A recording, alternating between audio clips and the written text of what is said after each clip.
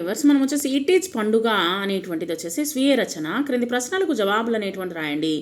It is పండుగను ఎప్పుడు చేసుకుంటారు? మార్చి లేదా ఏప్రిల్ నెలలో చేస్తారు.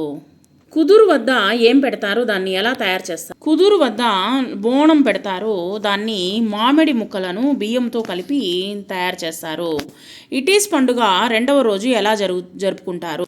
ఇట్ ఈజ్ పండుగను రెండవ రోజు వచ్చేసి రొడ్డ కనుసు అనేటువంటిది చేస్తారు.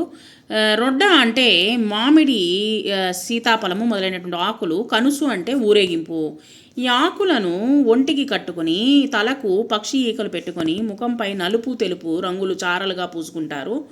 బూడిద కలిపినటువంటి నీరు వెదురు గొట్టాల్లో నింపి ఒకరిపై ఒకరు చల్లుకుంటారు. పెద్ద పనసకాయను జంతుతల ఆకారంగా చేసి వానిపైకి బాణాలనేటువంటిది వేస్తూ ఆడుతూ పాడుతూ శంకుదేవుని దగ్గరికి వెళ్తారు. ఇట్ ఈస్ పండుగ చివరి రోజు ఏ ఏ కార్యక్రమాలు చేస్తారు? ఇట్ ఈస్ పండుగను వచ్చేసి 7వ రోజు అంటే చివరి రోజున మారు ఇట్ ఈజ్ లేదా నూరు ఇట్ ఈజ్ అని అంటారు. ఆ రోజు దారికి అడ్డంగా వెదురు బొంగు కడతారు. వచ్చేటువంటి పోయేవారికి ఆ వెదురు బొగ్గొట్టాలతో వాటిపై నీళ్లు గొట్టాలతో వాటిపై నీళ్లు చల్లుతారనమాట. వారిపై నీరు చల్లుతారు. వెదురు కర్రకు తాళ్లను కట్టి ఊయలగా వేసి ఊగుతారనమాట ఆ రోజు.